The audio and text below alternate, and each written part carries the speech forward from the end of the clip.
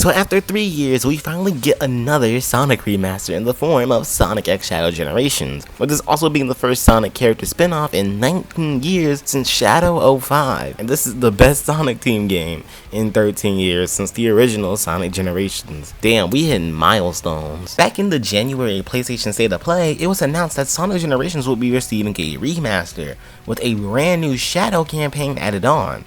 And while not a lot was shown, it was still intriguing to have a new Shadow the Hedgehog campaign, and as marketing progressed, the game would shift more to focus on the campaign, what was called Shadow Generations.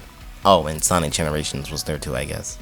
And eventually, on October 22nd for the Digital Deluxe players, or October 25th for everybody else, Sonic X Shadow Generations would release. And I personally think it's the best Sonic team game since the original Sonic Generations. I know that's crazy to say, but hear me out. So to briefly get it over with, we're going to start with the Sonic Generations portion of the game. And overall, it's Sonic Generations again. In the way of new and improved content, there's not much. The first improvement is that the game now runs at 4K 60fps on all next-gen consoles and PC. Of course, for PC players, this isn't a huge improvement, but for anyone who originated on a console version of the game where the game ran at 720p 30fps, this is quite the upgrade in comparison. Of course, with the Switch being the Switch, it runs the game at 1080p 30fps. A small improvement, but it's borderline the same game. Hell, even for current Xbox players, this isn't much of an upgrade, as the game got both a resolution and FPS bump back in 2020, bringing the game to 4K 60fps. So even for those players, this remaster isn't much of a remaster. Other than the quote-unquote enhanced visuals though,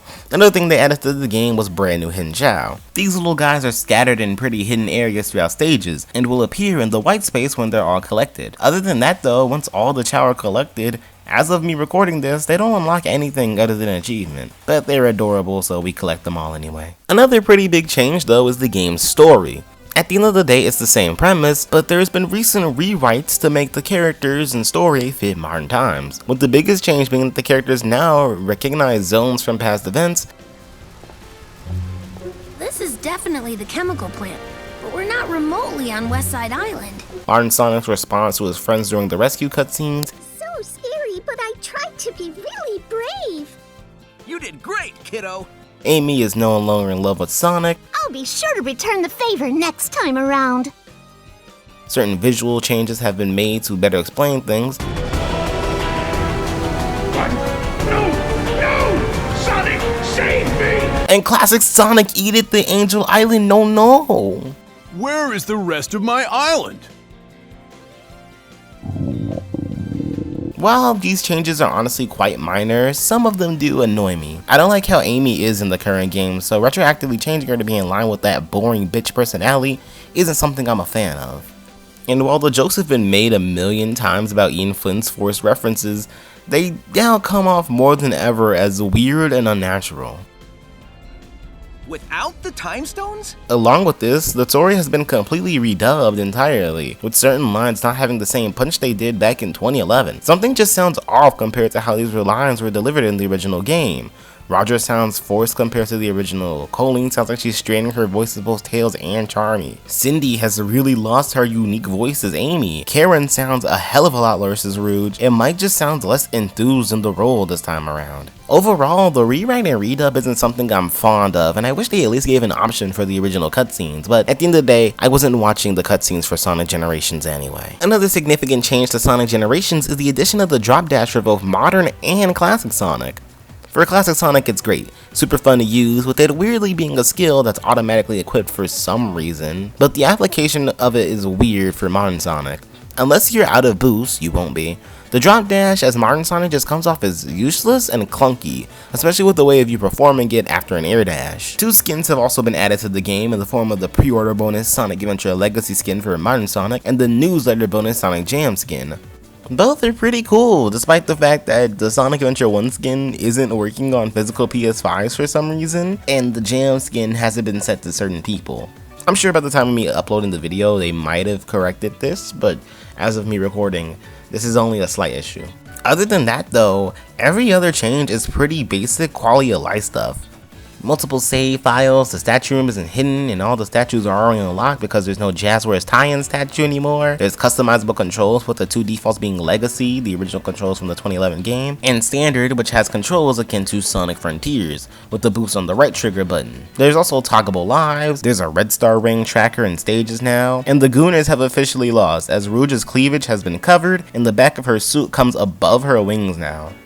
Overall though, the game is the same. The changes are extremely minor and unimportant, and if you somehow enjoyed the story of Sonic Generations, maybe it's worth keeping the original on the side, but other than that, this game is the exact same, with nothing but improvements or unimportant additions. I personally do wish they did a little more to make the game look better though, mainly with the textures and shadows all being extremely low quality, with it looking extremely obvious in a 4K television, which makes me weird to even call this a remaster. The game is 90% the same, with no big changes worthwhile, so I'd say this is again more of just an enhanced port. Moving on to the more interesting portion though, Shadow Generations is an entirely brand new game, with Shadow being the star of the game. The story goes that GUN has detected an unusual signal on the Ark, so Shadow goes to investigate, discovering that Black Room has survived their last encounter and had been preparing himself to return. During the chase on the Ark though, Shadow runs into the Time Eater, which takes him and Black Doom into white space, which is now accelerating Black Doom's return, with him attempting to rebuild the Black Arms using this new Black Moon so he can take over the world. Along with this, Black Doom is using Shadow to turn him into the perfect warrior by giving him new abilities and either taking over his body or mind. With this, Shadow now attempts to defeat Black Doom while confronting his past. Overall, I do enjoy the story of Shadow Generations, with it personally being one of my favorites in the series. It's a solid workaround to have Shadow's past come back to him without it being something he still holds onto after his arc in Shadow the Hedgehog. In this game, Shadow is going through something else, through an arc of learning to be happy, which is something I've wanted to see for Shadow for years. I'm so tired of the character being nothing but a grump in recent media, so this serving to be a bit of character repair is something I really want to see. Both Maria and Gerald add a decent amount to the story, with Gerald being proud of who Shadow has become despite setting him on a path for world destruction, and Maria showing Shadow how to live happy despite what Shadow may go through is honestly really sweet and has such a good ending. I love this story in the game, and it was super satisfying to watch Shadow truly conquer his past. There are some minor issues though, mainly these side characters. Rouge, Omega, Big, Orbot, and Cubot are all very minor in the story, and just don't really add anything besides explaining why they weren't in Sonic Generations. With Rouge just being the connective tissue to explain how Shadow Generations and Sonic Generations take place during the same time. Moving away from the story though, we can talk about gameplay, with it overall being actually pretty good. To start with the control, I'd say that Shadow controls quite well in this game. He takes a lot of cues from Sonic Frontiers in his feel, which instead of controlling like cyberspace stages, it feels more like the open zone controls in Sonic Frontiers. Shadow is quite responsive, is easy to turn, and overall just feels great in general. Shadow has a few new abilities in his arsenal though. The first and most minor of the bunch being the brand new Quick Step Slide. Well, you can just tap the shoulder button to switch lanes. If you hold the button, you'll slide in a direction until you let go. And while the levels rarely take advantage of this, it's actually a super cool mechanic I wish they used more. On to actual mechanics in the game though, the first of which being Chaos Control, a mechanic that freezes the level and timer, allowing you to take unique shortcuts or get extra hits on bosses and such. It's super cool, and when the levels take advantage of it, they really take advantage of it in creative ways. Whether it's using these weird warp points or just freezing the level so you can get to a certain enemy in time or get to a rail before another enemy. It's absolutely amazing, and I love using Chaos Control in this game. Chaos Spear is also here, with Shadow being able to shoot Chaos Spears. That was a dumb sentence. It's a neat ability, and they also make pretty good use of it with you having to stun enemies or make switches appear. These can be placed in pretty quick sections sometimes, so you gotta have good reaction to press the switches in time. Of course, these aren't all of the new abilities in this game, as Shadow has also got the brand new Doom powers. 5 new powers that unlock throughout the game, with the first one being Doom Spears, which allows you to fire 5 Chaos Spears at once. It's a pretty neat and good upgrade to your Chaos Spears, allowing you to unlock new paths and routes. The next ability is Doom Blast, allowing you to attack Black Arms enemies, launch them into the air, kick them away, and teleport to them to reach new areas. I love this ability. It combines amazing spectacle with great route optimization. It is the coolest thing ever. Doom Surf is the next ability, with this one allowing you to traverse water. While the move is quite situational, with it only being really useful in the open zone, White World, Kingdom Valley, and 2 bosses, but when you do use it, it is pretty fun to use. Being able to surf off the water and trick off ramps to reach higher paths or shoot debris back at enemies is super cool and pretty fun to do. Doom Morph allows you to traverse these purple areas not only on the ground, but walls and ceilings, with the ability also allowing you to grapple onto these morph points depending on the trajectory and how long you hold the button. This will shoot you in a different direction and at a different speed. It's a little clunky, and it doesn't do the best job explaining how the ability works, but it's honestly quite fun when you get the hang of it. And lastly is the Doom Wings, the big ability akin to the super form essentially, requiring 50 rings to activate, making the player invincible, draining your rings as the ability remains on, giving you pretty much infinite boost on the ground. It's basically your super Shadow. But once you begin the air boost, Shadow begins to glide, with the descent being super slow. I'm talking super freaking slow. While the levels the Doom Wings were meant for are good and take advantage of them, using the Doom Wings in other stages isn't that fun. It just allows you to fly over sections, and while that is neato at first, it isn't that fun in practice, especially when you're able to skinch huge chunks of levels like in Kingdom Valley. Overall though, I find the abilities are good. When the stages focus on them, they're extremely fun to use, and I really do love them.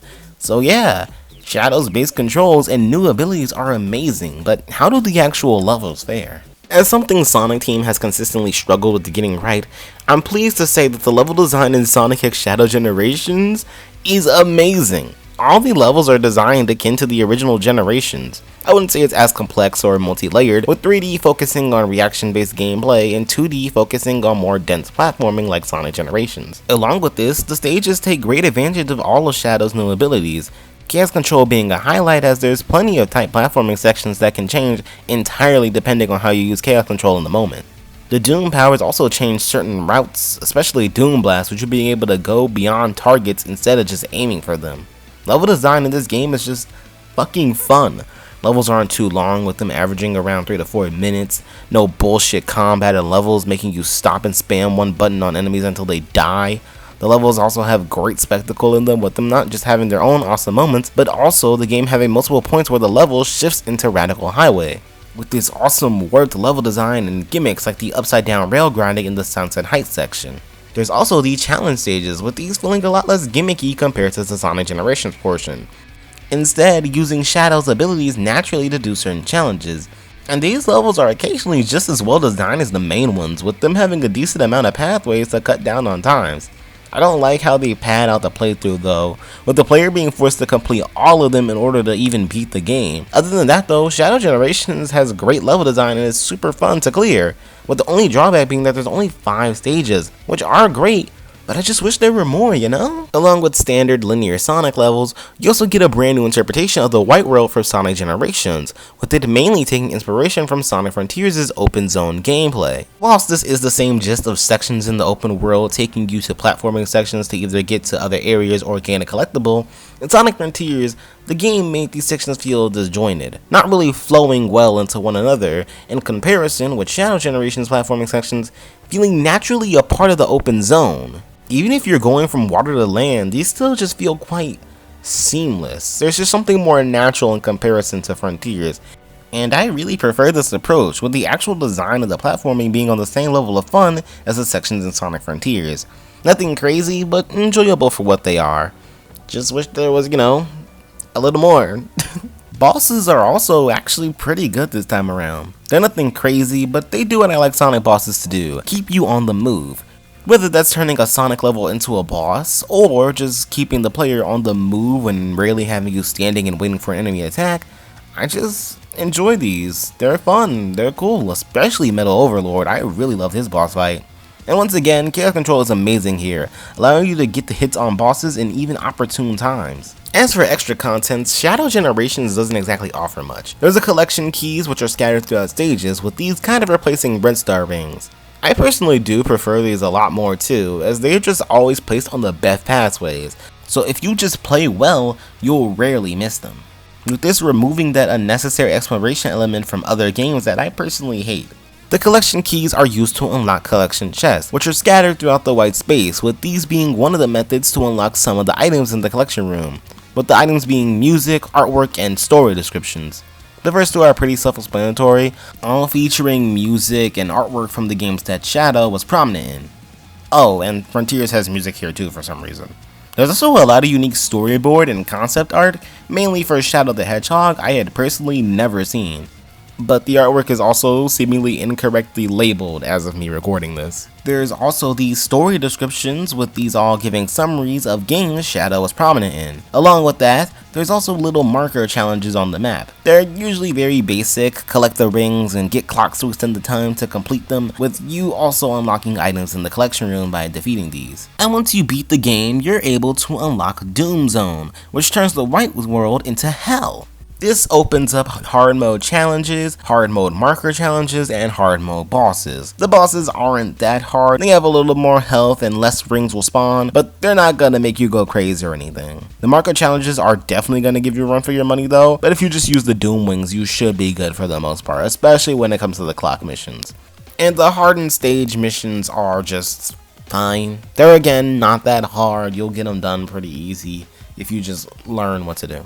Another thing to collect in the game are these machine parts, which are scattered throughout the open zone. These are for the side mission with Orbot and Cubot, where you're seemingly assembling a rocket to get out of white space, but in reality, it just ends up being a clock. Man, these are a pain in the ass to find, fuck these. As for presentation, Shadow Generations is pretty solid. All the voice actors in this game do an amazing job. I do prefer Ryan's take as Metal Overlord, but Ray Chase does a good job. This is currently Kirk's best performance as Shadow, with him finally getting to portray another emotion other than just being edgy. Mike Pollock also does a good job as Joe Robotnik, even if I think he could have done a little more to sound something like other than just Eggman on Ritalin. And while I wasn't a fan of Stephanie Sheh's Maria originally, she's grown on me, playing that super sweet and kind role extremely well. The graphics in this game are also beautiful. Every stage looks amazing in the modern setting, and I genuinely think this is one of the best looking Sonic games, period. Of course, the Switch version looks, yeah, but playing the game on a real console makes the game look gorgeous. The animation quality this time around also looks a lot better, even outside of cutscenes, with the animations smoothly transitioning compared to how clunky they looked in past games. The cutscene animation is also great too. Characters feel smooth, like they have life in every movement they take, with my only issue being the extremely evident motion capture. I'm not a fan of this in Sonic games, and to see it return is not something I'm exactly happy of. It's just too distracting for me. Music in this game is great too. I know a lot of fans have recently not been a fan of EDM in Sonic, but I love it. Personally, find this game had the perfect mix of rock and EDM. I love it. Tracks like Space Colony Arc Act 1, Rail Cane Act 2, both acts of Sunset Heights, Chaos Island Act 2, both acts of Radical Highway are all becoming favorites in the franchise very quickly. I love all of these songs. The variety of levels is also slightly appreciated. While Chaos Island's conclusion screams asset reuse, and the reuse of Radical Highway also screams, hey, we have a bunch of city assets, let's use that city level a bunch. But outside of that, I love most of the picks here. I do wish Shadow 05 got represented in some way though. It doesn't have a single level in the game, and Sonic Adventure 2 has 2, which is kind of absurd even if it's the best game of all time. Overall, that's pretty much everything in Shadow Generations, and there's not much. While I do understand that this is a small side game bundled with a remaster, this was just so much fucking fun that I genuinely want more. I genuinely hope this isn't just a formula for Sonic character spin-offs, but just Sonic in general. If whatever the next game comes from Sonic Team is going to be open zone, the level design for linear stages needs to be taken from this game, and the open zone needs to take cues from this game. And I hope it does. No random switching the styles for no reason. Just stay on a solid path for like half a decade, because Shadow Generations is special. It's an overall good Sonic game, with its only flaw being that fans just want more. So opposed to doing something to appease a market that doesn't care about you in the first place, please just give us more. Sonic X Shadow Generations as a total package is, in my opinion, worth it. You get a really good Sonic game, and that's a pretty good deal. Sonic Generations, while not really a remaster in my opinion, is still a great game, and you're gonna love it no matter what. It's a great introduction of the franchise in my opinion, and I genuinely think it's one of the best games in the series, and I can say the same for Shadow Generations. It's genuinely one of the best games in the series. Anyways, hope you enjoyed the video. Thank you for watching. I'll see you next time.